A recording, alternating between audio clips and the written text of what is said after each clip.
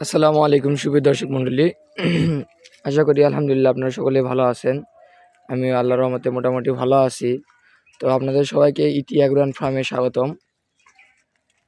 তো আজকে কথা হচ্ছে যে আমরা খামার করার সময় কি কি বিষয়ে ভুল করে থাকি। তো আমরা প্রত্যেকেরই কারো না কারো একটা শখ আছে যে ছোটোখাটো একটা খামার করব, শৌখিন খামার বা কারো ব্যবসায়ী খামার। আবার কেউ এমনি থেকেই পশু পাখি ভালোবাসে, সেক্ষেত্রে মানে খামার তৈরি করতে চায়।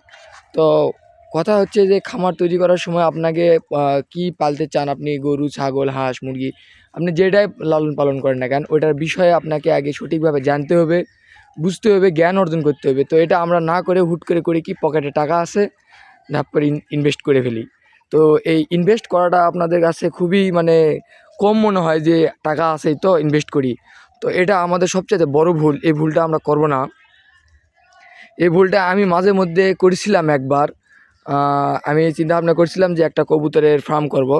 তো এটা আমার খুব শখ ছিল, বাট ধুপ করে ইনভেস্ট করার কারণে একটু সমস্যা হয়ে যায়।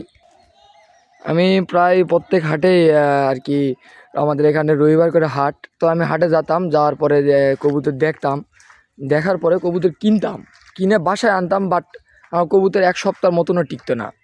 তো এটা আমার সবচেয়ে বড় ভুল যে আমি কবুতর বিষয়ে না জানে না শুনে আমি হুট করে প্রায় 3-4 বার কবুতর কেনার পরও আমি আর কি কবুতরটা আমি আস্তে আস্তে বৃদ্ধি করতে পারিনি। আর দেখা যায় যে 1 সপ্তাহ পর মারা যায় বা 2 সপ্তাহ পর মারা যায়, এরকম হয়।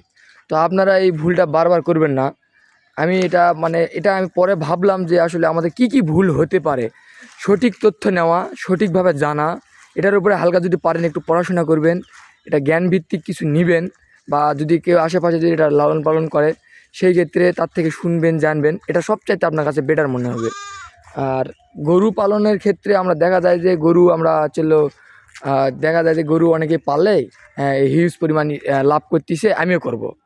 এই গরুর সেক্টরে চলে গেলাম, গরুর সেক্টরে যায় ধাপ করে দেখা গেল যে 40,000 টাকাতে একটা গরু কিনলাম। বলল যে এই গরুর এই এই এই সুবিধা, এই গরুর এটা দিয়ে এটা হবে। এটা করবেন না ভাই। গরুর বিষয়ে অনেক কিছু জানার আছে। শুধু গরুর বিষয় নয় যে আমি ভেড়া পালন করতেছি, আমার ভেড়ার কিন্তু অনেক সময় অনেক সমস্যা হয়।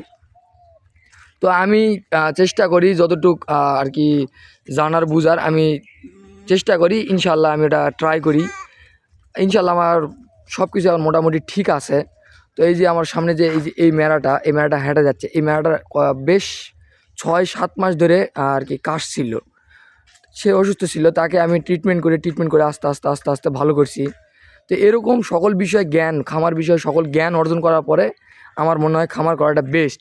শুধু ইনভেস্ট করলেই হয় না, ইনভেস্ট সবাই করতে পারবে, কিন্তু আর কি প্রফিট বা খামারটা টিকে রাখা সবাই পারবে না। তো এটাই হচ্ছে মেন কথা, যে খামার টিকে রাখতে হলে, পশু পাখি পালন করতে হলে, সুস্থ রাখতে হলে তাদের বিষয়ে সঠিক তথ্য নেওয়া, সঠিকভাবে জানা, তাদের ট্রিটমেন্ট, তাদের খাবার, তাদের আর কি থাকার জায়গা, সব কিছু সঠিকভাবে ঠিক করতে হবে। তারপরে গিয়ে আপনি একটা খামার শুরু করতে পারেন, বা যে কোনো ব্যবসার ক্ষেত্রে এটা করতে পারেন। তো যাই হোক, আমার ভিডিওগুলো যদি আপনাদেরকে ভালো লাগে তাহলে অবশ্যই লাইক, কমেন্ট, শেয়ার এবং সাবস্ক্রাইব করে পাশে থাকবেন। আমি ইনশাল্লাহ নতুন নতুন ভিডিও দেওয়ার চেষ্টা করবো আপনাদেরকে। তো আজকে এই পর্যন্তই। সবাইকে আসসালামু আলাইকুম রহমতুল্লাহি ওয়া বারাকাতুহু।